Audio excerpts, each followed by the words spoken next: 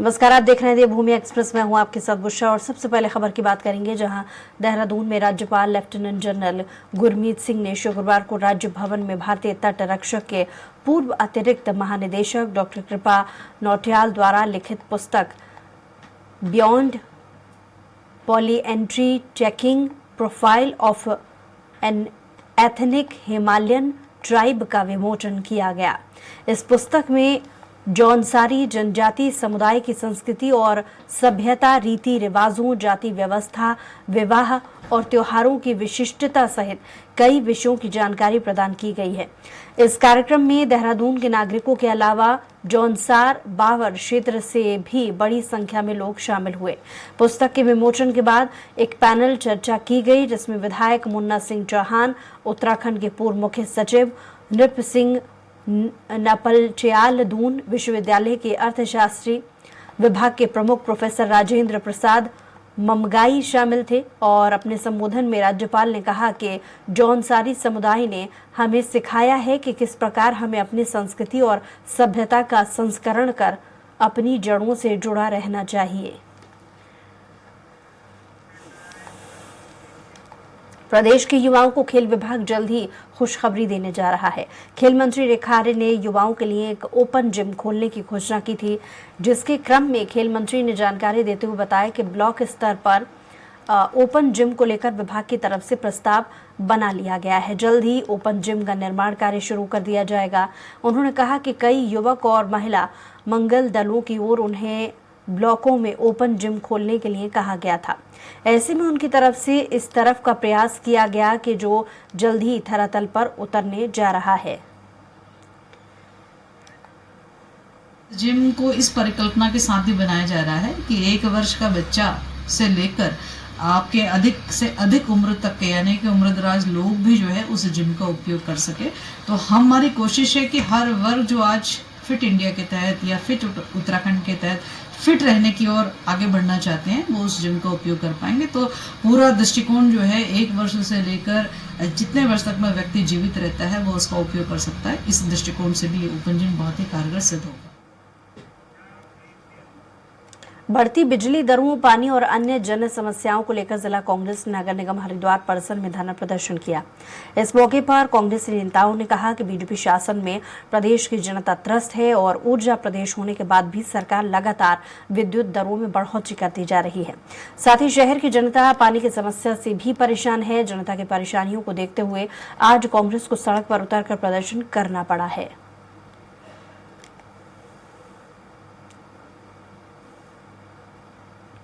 कि उस नाले की व्यवस्था को दिखवा लें।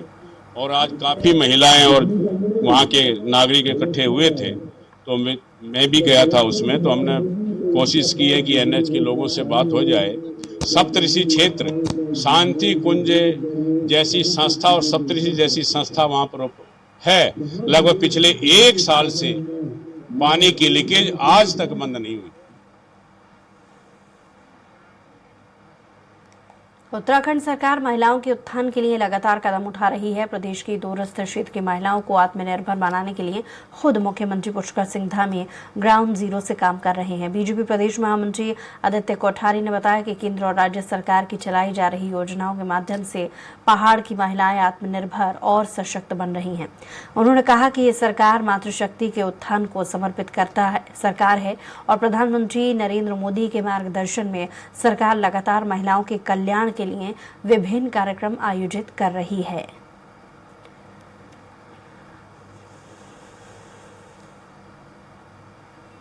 बढ़ावा देने के लिए जन जागरण का अभियान चल रहा है। जो अनुसूचित जाति की बस्तियां हैं उन बस्तियों में संपर्क अभियान चल रहा है और नारी शक्ति बंधन के कार्यक्रम वो पूरी पार्टी के द्वारा लगातार चल रहे हैं।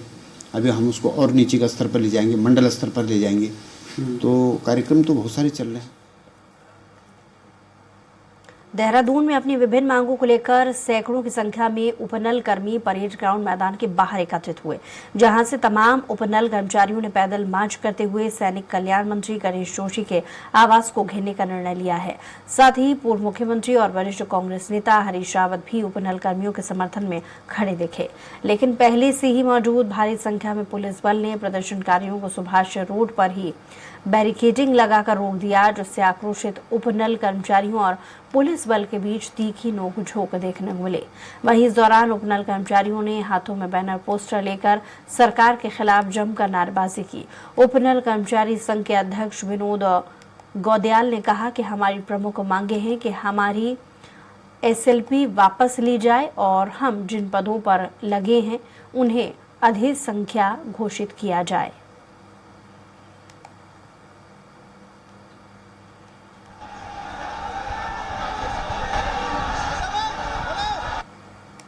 माननीय मंत्री जी का अगर हमारे प्रति कोई सकारात्मक निर्णय आ जाता है तो हम वाइंड अप कर देंगे, अदरवाइज हम इसको ऊपर बनाने की तैयारी कर रहे हैं। माननीय सैनिक कल्याण मंत्री जब विपक्ष में हुआ करते थे तब वो हमारे धरना प्रदर्शन पे रात दिन हमारे साथ हुआ करते थे।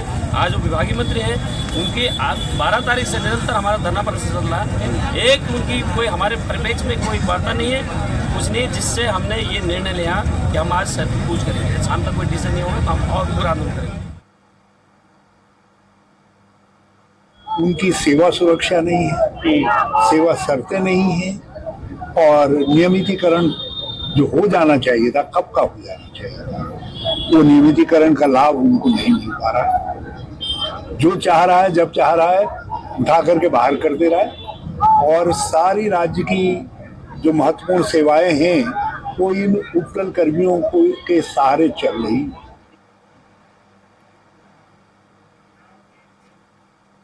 उत्तराखंड सरकार रोजगार के क्षेत्र में लगातार काम कर रही है और प्रदेश के युवाओं को आत्मनिर्भर बनाने के लिए लगातार मुहिम चला रही है। इसी कड़ी में राजधानी देहरादून के सेवा योजन कार्यालय में रोजगार मेले का आयोजन किया गया, जिसमें राजधानी देहरादून के कई क्षेत्रों से आए युवाओं ने प्रतिभाग किया।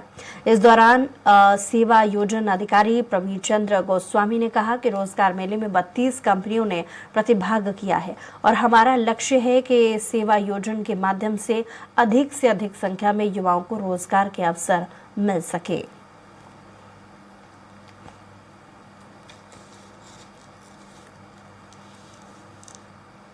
और अलग अलग सेक्टर में जो उपलब्ध रोजगार हैं, 5वीं पास से लेकर high school, intermediate, graduation, ITI, जितने भी अलग अलग तरह के जॉब रूल्स हैं उनकी यहाँ पे हमने चार्ट भी लगाया है और बच्चों को जानकारी भी दे रहे हैं और वो लोग पार्टिसिपेट भी कर रहे हैं, भाग भी ले रहे हैं, इंटरव्यू दे रहे हैं और मुझे उम्मीद है कि आज के रोजगार मेले के माध्यम से हम काफ़ी संख्या में जो रोजगार प्रत्याशी हैं उनको रोजगार देने का काम करेंगे। डोईवाला में MSP समेत अन्य मांगों को लेकर संयुक्त किसान मोर्चा के कार्यकर्ताओं ने ट्रैक्टर रैली निकाली और डोईवाला उप जिलाधिकारी अपर्णा डोढियाल के माध्यम से राष्ट्रपति को ज्ञापन सौंपा। किसानों का कहना है कि केंद्र सरकार ने 3 कृषि कानून वापस लेते समय किसानों को MSP की गारंटी जैसी महत्वपूर्ण मांग पर कमेटी गठित कर फैसला लेने का आश्वासन दिया था, लेकिन आंदोलन को समाप्त हुए 2 साल हो गए हैं, फिर भी केंद्र सरकार ने आज तक कोई फैसला नहीं लिया है, जिससे अन्नदाता नाराज हैं और आंदोलन करने पर मजबूर हैं।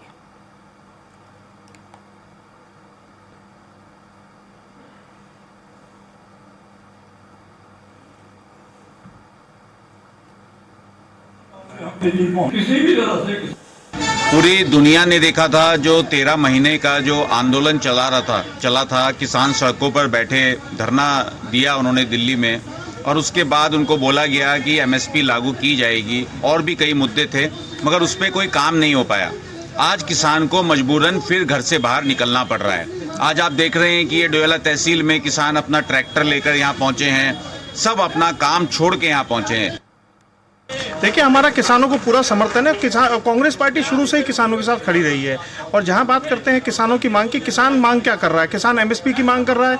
2013 में नरेंद्र मोदी जी ने कहा था कि मैं MSP जो स्वामीनाथन कमीशन है उसकी सिफारिश से लागू करूंगा, MSP किसानों को MSP दूंगा, लेकिन नरेंद्र मोदी जी भूल चुके हैं। 2022 में आमदनी दुगनी करने की किसानों की बात कही थी, नरेंद्र मोदी जी ने वादा किया था। किसान तो मात्र उन्होंने जो वादे किया उनसे पूछ रहे हैं कि वो वादे कब पूरे होंगे और आज किसान इसलिए सड़कों पर है। 1.5-2 साल होने जाने जा रहे हैं, अभी तक उस पर सरकार ने कोई भी सकारात्मक उत्तर नहीं दिया, ना उस पर कोई कार्रवाई की है। जो कमेटी बनी थी उसने भी अब तक जांच करके पूरी कोई अपनी रिपोर्ट सरकार को अभी तक सौंपी नहीं है। इसलिए किसान दोबारा फिर उठ खड़ा हुआ है। काम नहीं, शुगर फैक्ट्री में जाके देख लीजिए, वहाँ भी ट्रैक्टर नहीं है, गन्ना लेके आए, वो बाद में जो टाइम दिया उसके बाद ही आएंगे लोग किसान वहाँ। तो किसान इसका समर्थन कर रहे हैं और आज हम उसी को लेके आज हम तहसील पे प्रदर्शन करने आए हुए हैं। ब्रेक बाद स्वागत है आप सभी का। खबरों में बढ़ते हैं आगे अगली खबर, जहां राजधानी देहरादून में गांधी पार्क में आंगनबाड़ी कार्यकर्ता और भोजन माताएं विरोध करती नजर आई। हजारों की संख्या में एकत्रित हुई इन महिलाओं ने सरकार के खिलाफ जमकर नारेबाजी की। साथ ही जल्द मांगे न माने जाने पर आगामी चुनाव के विरोध को लेकर भी चेतावनी दी। वहीं उत्तराखंड आंगनबाड़ी संघ की प्रांतीय अध्यक्ष रेखा नेगी ने कहा कि हमारी मांग न्यूनतम वेतन में वृद्धि को लेकर है। रेखा नेगी ने कहा कि अगर सरकार हमारी मांगों पर जल्द से जल्द अमल नहीं करती है तो हम लोकसभा चुनाव का भी विरोध करेंगे।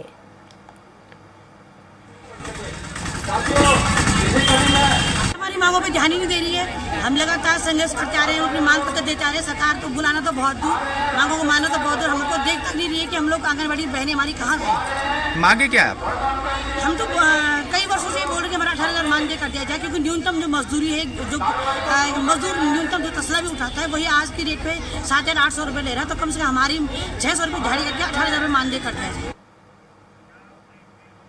खटीमा में आगामी लोकसभा चुनाव को देखते हुए प्रशासन की गतिविधि तेज हो गई है। तहसील सभागार में एसडीएम रविंद्र बिष्ट की अध्यक्षता में जोनल मजिस्ट्रेट और सेक्टर मजिस्ट्रेट की बैठक ली गई है, जिसमें खटीमा एसडीएम रविंद्र बिष्ट ने मीडिया को बताया कि आगामी लोकसभा चुनाव को देखते हुए आज बैठक की गई है, जिसमें जोनल और सेक्टर मजिस्ट्रेट को निर्देश दिया गया है कि बूथ और सेक्टर में जो भी खामियां हैं उनको दूर किया जाएगा और संवेदनशील और अति संवेदनशील एरिया को चिन्हित किया जाएगा।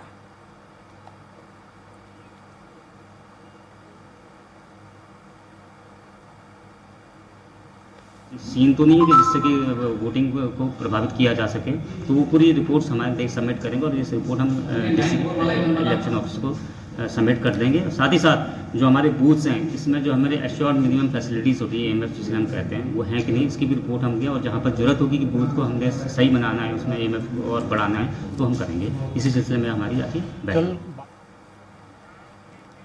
चमोली के मोहन खाल से चौपता पैदल ट्रैक पर 29 युवाओं के दल को रवाना किया गया, जिसका बीजेपी युवा मोर्चा के प्रदेश प्रवक्ता मयंक पंत ने शुभारंभ किया।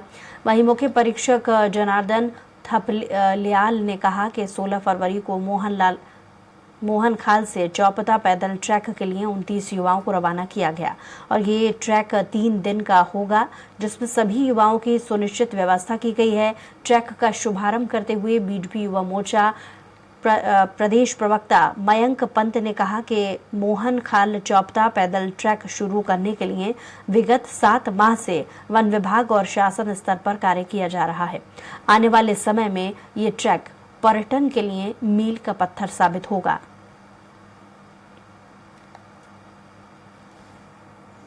आज हम विधिवत रूप से प्रदेश प्रवक्ता भाजपा मयंक पंत के द्वारा इस प्रोग्राम का इनॉग्रेशन किया गया है।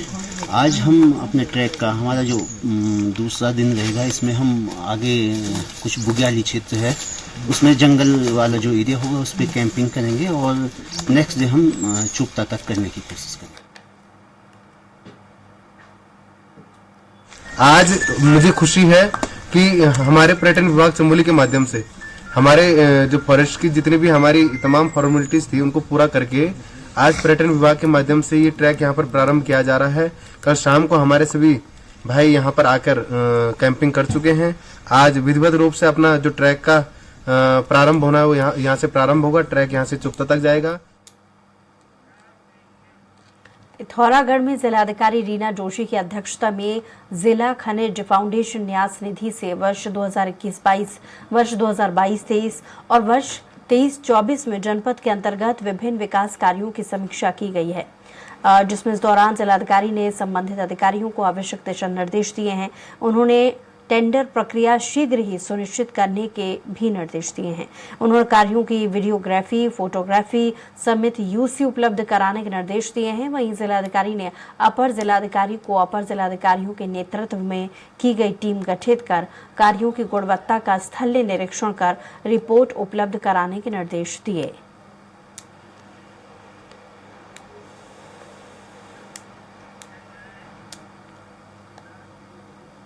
अगली खबर आपको बता रहे हैं, जहां हल्द्वानी के बनभूलपुरा दंगे के दौरान मिले शव को दंगे से जोड़कर देखा जा रहा था, मगर युवक की मौत दंगे में नहीं हुई। बताया जा रहा है कि पुलिस के ही एक सिपाही ने अपनी पत्नी, साले दोस्त और साले के दोस्त के साथ मिलकर युवक के सिर में 3 गोली मार दी थी। एसएसपी ने बताया कि युवक का सिपाही की पत्नी से के अंतर्गत संबंध था, जिसके चलते युवक महिला को ब्लैकमेल कर रहा था। एसएसपी ने कहा कि घटना के आरोपियों को गिरफ्तार कर लिया गया है, जबकि सिपाही की पत्नी की तलाश जारी है। उन्होंने कहा कि घटना में इस्तेमाल किया गया असलहा भी बरामद कर लिया गया है।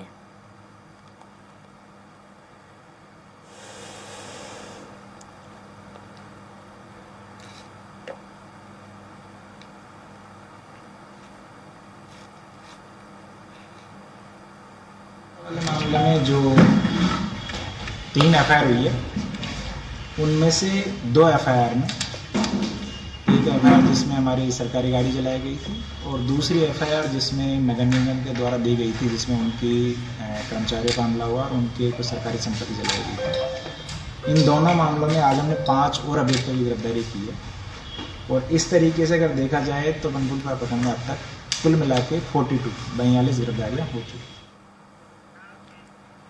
देहरादून स्थित घंटाघर और परेड ग्राउंड के चारों तरफ 2 किलोमीटर के दायरे में आज से बगैर जीपीएस लगे सार्वजनिक यात्री वाहन नहीं चला पाएंगे। परिवहन विभाग की ओर से जीपीएस लगवाने के लिए दी गई मोहलत बृहस्पतिवार को समाप्त हो गई है। ऐसे में परिवहन विभाग के अधिकारियों ने सड़कों पर उतरकर वाहन चालकों को इस नियम के पालन करने की सलाह दी है। साथ ही अगर कोई वाहन स्वामी इस नियम का पालन नहीं करेगा तो उनके खिलाफ चालानी कार्रवाई के साथ ही अन्य वैधानिक कार्रवाई भी की जाएगी। आपको बता दें कि दून के 2300 सार्वजनिक यात्री वाहन इस नियम के दायरे में आते हैं। उधर टैक्सी, ऑटो, विक्रम यूनियनों ने अपनी उम्मीद नहीं छोड़ी है। यूनियनों ने साफ तौर पर कह दिया है कि अगर परिवहन विभाग नहीं माना तो सेवा ठप कर दी जाएगी।